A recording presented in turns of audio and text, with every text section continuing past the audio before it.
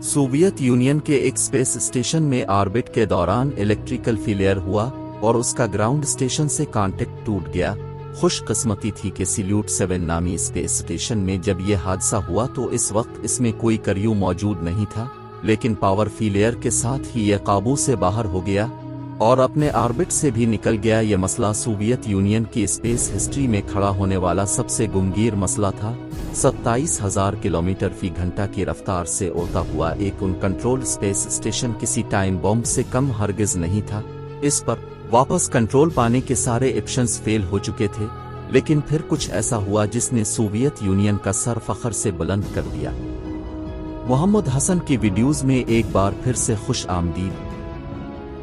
दोस्तों, अमेरिका और Soviet union की कोल्ड वॉर के दौरान दोनों मुल्क अपनी ताकत का मुजाहरा करने में मसरूफ थे। ताकत का ये शो ऑफ जहां करोड़ों डॉलर्स का था, वहीं इस कोल्ड वॉर के दौरान दोनों मुल्क की जानिब से ऐसी चीजें भी अनोनट की गई जिनका फायदा आज तक हम उठा रहे हैं, जैसा कि इंटरनेट, जेट एयरक्राफ्ट और ग्लोबल पोजीशनिंग सैटेलाइट्स यानी जीपीएस।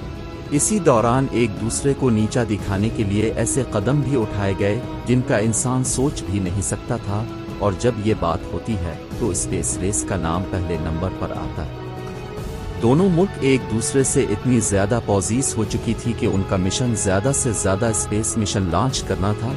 इसी रेस के दौरान 1970 इसमें दोनों ममालिक की जानिब से कई रेस स्टेशन लॉन्च किए गए जिनका मकसद स्पेस में मुख्तलिफ चीजों पर रिसर्च करना था। सोवियत के स्पेस स्टेशन को सिल्यूट का नाम दिया गया, जबकि अमेरिका ने अपने स्टेशन को स्काई लैब का नाम दिया। ये स्पेस स्टेशन छोटे होते थे तो उनको एक ही वक्त में लॉन्च कर दिया जाता था। स्पेस में एक खास वक्त तक रिसर्च करने के बाद उनको वापस जमीन पर लाया जाता था। अब मुकाबला ये था कि कौन ज्यादा से ज्यादा वक्त तक अपने स्टोनोस को स्पेस में रख पाएगा। दोनों में चिल इतना गहरा था कि जब अमेरिका ने अपने स्पेस क्रू को इस्टोनोस का नाम दिया तो सोवियत ये नाम भी इस्तेमाल नहीं करना चाहते थे। उन्होंने अपने स्पेस क्रू को कॉस्मोनॉट का नाम दिया। 1980 में सोवियत यूनियन ने अमेरिका को सबक सिखाने के लिए इन छोटे छोटे स्पेस स्टेशन से हटकर एक बड़ा मीर स्पेस स्टेशन बनाने का फैसला किया। इसको बनाने में काफी अरसा हो चुका था और इस वक्त उनका सिल्यूट 6 स्पेस स्टेशन स्पेस में अपना वक्त पूरा कर चुका था। जब तक वो मीर स्पेस स्टेशन लॉन्च करते, सोवियत ने सिल्यूट 7 लॉन्च कर डाला क्योंकि वो स्पेस में अपनी प्रेजेंस बनाए रखना चाहते थे। सिल्यूट 7 की खास बात यह थी कि इसमें आगे और पीछे डॉकिंग पार्ट्स रखे गए थे। उनकी मदद से ऑर्बिट के दौरान उनके साथ दूसरा स्पेस क्राफ्ट आकर जड़ सकता था, जिससे क्रू की रोटेशन और सप्लाई की डिलीवरी एक ही वक्त में मुमकिन थी। अप्रैल 1982 में सिल्यूट 7 को प्रोटॉन रॉकेट के जरिए लॉन्च किया गया और 13 मई को इसमें क्रू को एक मिशन के लिए भेजा गया। स्पेस में उन्होंने 211 दिन रहकर एक नया वर्ल्ड रिकॉर्ड बना दिया। उनका टास्क एक 28 किलोग्राम वजनी एक रेडियो सैटेलाइट को स्पेस स्टेशन के टरिश एयरलिक के जरिए लॉन्च करना था। ये किसी भी मैन व्हीकल से लॉन्च होने वाली पहली कम्युनिकेशन सैटेलाइट थी। सिल्यूट 7 का पहला साल तो कामयाब गुजरा। इसके बाद आहिस्ता आहिस्ता मसाइल पैदा होते गए। 9 सितंबर 1983 को आज़मोनॉट ने एक फ्यूल टैंक में 0% नोटिस किया। ये किसी भी तरह नॉर्मल नहीं था, क्योंकि 0% का मतलब है कि एक टैंक खाली हो चुका है। जांच पड़ताल के बाद स्पेस स्टेशन के बाहर फ्यूल लीकेज का एक स्पॉट ढूंढ लिया गया। आपको यहाँ बताते चले कि स्पेस में एटमॉस्फेरिक न होने की वजह से स्पेस स्टेशन में अगर सुई जितना भी सुराख हो जाए तो स्पेस का वैक्यूम इसमें से सब कुछ खींच लेगा, और ऐसा ही सिल्यूट 7 के टैंक के साथ हुआ था। ये सुराख मजीद नुकसान न करे, इसलिए इसे वक्त पर बंद करना बहुत जरूरी था, मगर बदकिस्मती से कॉस्मोनॉट्स के पास टूल्स की कमी थी। ग्राउंड स्टेशन ने सिर्फ टूल्स की डिलीवरी के लिए सिल्यूट 7 का एक दूसरा क्राफ्ट लॉन्च किया, जिसको सिल्यूट 7 से जाकर डॉक होना था। इसमें एक्स्ट्रा क्रू और टूल्स मौजूद थे। ये रिपेयर इस वक्त का बहुत कम्प्लेक्स रिपेयर समझा जाता है, जिसमें कॉस्मोनॉट्स को स्पेस स्टेशन से बाहर जाकर वेल्डिंग करनी थी। स्पेशल टूल्स की मदद से आखिरकार इसके सुराख को बंद कर दिया गया। इसकी ये रिलेयर बहुत इम्प्रेस करने वाली तो थी, पर आने वाली मुश्किल उनके सुकून को मुसीबत में बदलने वाली थी। 1984 में सिल्यूट 7 के कॉस्मोनॉट्स स्पेस स्टेशन को ऑटो पायलट मोड पर रखकर सोयूज स्पेस क्राफ्ट के जरिए वापस जमीन पर आ गए। अब स्पेस स्टेशन की मॉनिटरिंग सोवियत ग्राउंड टीम की जिम्मेदारी थी, जो कि ये काम रिमोटली कर रही थी।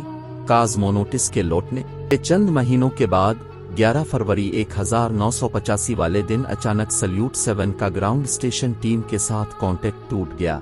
फोल्ड लॉक में देखा गया तो मालूम पड़ा कि ऑर्बिट में मौजूद सल्यूट 7 के अंदर किसी किस्म का इलेक्ट्रिकल सूरज हुआ है। ग्राउंड टीम ने राब्ता वापस से बहाल करने के लिए सेकेंडरी कम्युनिकेशन सिस्टम एक्टिवेट कर दिया। अब सल्यूट 7 के साथ कांटेक्ट तो बहाल हो गया, लेकिन इसके फौरन बाद एक दूसरा इलेक्ट्रिकल सूरज हुआ और अब स्पेस स्टेशन के साथ हर किस्म का कांटेक्ट टूट गया। सिर्फ इतना नहीं बल्कि वो अपने ऑर्बिट से भी हिट गया, जो कि सोबेल्स के लिए एक खतरनाक लम्हा था। 16 मीटर लंबा स्पेस स्टेशन बगैर किसी क्रू के बिल्कुल खामोश और आउट ऑफ कंट्रोल हो चुका था। ये खबर जब यूएसए तक पहुंची तो उनके लिए इससे अच्छा मौका नहीं था। यूएसए चाहता था कि वो अपने कार्गो बे शटल की मदद से सल्यूट 7 को कैप्चर करके वापस जमीन तक लाए और फिर दुनिया की नज़र में हीरो बन जाए। ये काम सोवियत यूनियन भी कर सकता था, लेकिन बदकिस्मती से इस वक्त उनकी बोरान शटल पर काम चल रहा था। इसीलिए सल्यूट 7 को कैप्चर करना सोवियत के लिए इम्पॉसिबल था। दुनिया की नज़र में सोवियत यूनियन इस मामले को लेकर काफ़ी लाचार था, लिहाजा उन्होंने फैसला किया कि वो 2 कॉस्मोनॉट्स के क्रू को भेजकर उसे रिपेयर करेंगे। ये काम इस सूरत में तो काफ़ी आसान होता जब स्पेस स्टेशन लाइव हो। इसमें लगा डॉकिंग मैकेनिज्म ऑटोमेटिक तरीके से किसी दूसरे स्पेसक्राफ्ट के साथ जुड़ता है। सोवियत यूनियन के इरादे का मतलब था कि 27,000 किलोमीटर फी घंटा की स्पीड से ऑर्बिट करने वाले स्टेशन को पहले मैन्युअली ट्रैक किया जाएगा और फिर स्टेशन को इसके साथ अलाइन करके मैनुअल डॉक करना होगा। और इस सारे प्रोसेस में एक छोटी सी भी गलती भेजे गए क्रू की जान भी ले सकती है, पर इस ऑप्शन के अलावा और कोई ऑप्शन नहीं था। 6 जून 1985 को सोयूज स्पेसक्राफ्ट को सल्यूट 7 की रेस्क्यू के लिए लॉन्च किया गया। इसमें लेजर रेंज फाइंडर भी इंस्टॉल किया गया, जिससे वो सल्यूट 7 की रेंज मालूम कर सकेंगे। कॉस्मोनॉट्स अपने साथ नाइट विजन गॉगल्स भी लेकर गए, क्योंकि हो सकता है मैनुअल डॉकिंग इस वक्त करनी पड़े जब बिल्कुल अंधेरा हो। 2 दिनों तक ऑर्बिट करने के बाद कॉस्मोनॉट्स सल्यूट 7 के करीब पहुंच गए।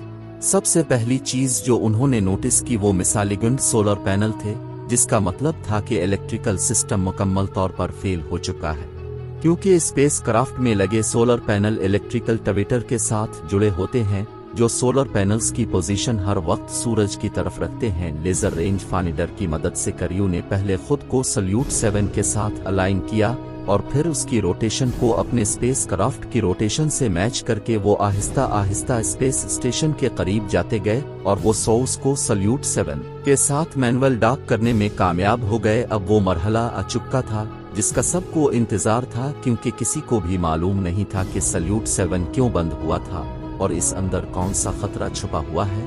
डॉकिंग के बाद जब उन्होंने सल्यूट 7 का हैच खोला तो फौरन उनको सख्त ठंडी हवा का झोंका महसूस हुआ, जो कि काफी अरसे तक सल्यूट 7 का पावर लॉस और रखा था। इसी वजह से अंदर का हीटिंग सिस्टम भी बंद था। अंदर बिल्कुल अंधेरा और हर चीज जिमी हुई पाई गई। -150 डिग्री टेम्परेचर, जिसके लिए सल्यूट 7 का इंटीरियर डिजाइन भी नहीं किया गया था। दोनों कॉस्मोनॉट्स ने गर्म कपड़े पहने और तीनों हेजेस खोलकर सल्यूट 7 के अंदर चले गए। उनके पास एयर क्वालिटी टेस्टर भी थे, जिसमें कार्बन मोनोऑक्साइड की क्वांटिटी बहुत ज्यादा शो हो रही थी, जो इस बात का इशारा थी कि यहाँ आग लगी थी। दोनों कॉस्मोनॉट्स को सांस लेने में भी दुश्वारी हो रही थी, क्योंकि सल्यूट 7 का सर्कुलेशन सिस्टम काम नहीं कर रहा था। इन दोनों के सांस में मौजूद कार्बन डाइऑक्साइड अंदर के माहौल को और ज्यादा खतरनाक बना रहा था। इसीलिए उन्होंने फैसला किया कि एक वक्त में सिर्फ एक कॉस्मोनॉट ही सल्यूट 7 के अंदर रहेगा। दोनों क्रू के लिए सप्लाई का भी बहुत बड़ा मसला था। उनके पास सिर्फ 8 दिनों का खाना पानी था। अगर वो थोड़ा थोड़ा भी इस्तेमाल करेंगे तो मुश्किल से बस 12 दिनों की सप्लाई थी। लेकिन सल्यूट 7 में क्या मसला था, इसको जानने और करने में 12 दिन से भी ज्यादा वक्त लग सकता था। खैर, जब इलेक्ट्रिकल सिस्टम में ट्रबल शूटिंग शुरू की गई तो मालूम पड़ा कि सिर्फ एक अकेले सेंसर के खराब होने की वजह से पूरा स्पेस स्टेशन बंद हुआ है। ये सेंसर बैटरीज में लगता है, जो उनको ओवर चार्जिंग से बचाता है। जब ये खराब हो गया तो ये बैटरी को चार्ज होने नहीं दे रहा था और आखिरकार बैटरी पूरी तरह से ड्रेन हो गई और पूरा सिस्टम ही बंद हो गया। सेंसर को बदलने और सोलर पैनल्स की डायरेक्शन चेंज करने के बाद हैरत अंगेज तौर पर एक बार फिर से सैल्यूट 7 जिंदा हो गया और ये अगले 1 साल तक मिशन का हिस्सा भी रहा। ये वो वक्त था जब सोवियत यूनियन ने अपना सबसे बड़ा स्पेस स्टेशन मिर भी लॉन्च कर दिया था, जिसके बाद सैल्यूट 7 की कोई ज़रूरत तो नहीं थी, लेकिन इसके बावजूद भी इसको ऑर्बिट में ही रखने का फैसला किया गया है। मिर क्रू ने स्पेसक्राफ्ट के जरिए सैल्यूट 7 तक भी ट्रेवल किया और स्टेशन टू स्टेशन ट्रांसफर करके एक नया वर्ल्ड रिकॉर्ड भी बना दिया। सोवियत सैल्यूट 7 को मजीद स्पेस में रखना चाहते थे, इसके लिए इसको 475 किलोमीटर के हार ऑर्बिट में भेज दिया गया, लेकिन 1991 में सोवियत यूनियन के कोलैप्स के बाद फंडिंग और दूसरे मसाइल की वजह से सैल्यूट 7 से ध्यान हट गया और वो अपना ऑर्बिट कम करता करता जमीन के एटमॉस्फेयर में उन कंट्रोल री एंट्री कर बैठा और साउथ अमेरिका के ऊपर को टुकड़ों में बखर गया। इस तरह सोवियत यूनियन के आखिरी सैल्यूट स्पेस स्टेशन का दी एंड हो गया। उम्मीद है कि ये वीडियो आप लोग भरपूर लाइक और शेयर करेंगे। इंशाअल्लाह मिलते हैं अगली वीडियो में। अपना ख्याल रखें। अल्लाह हाफिज।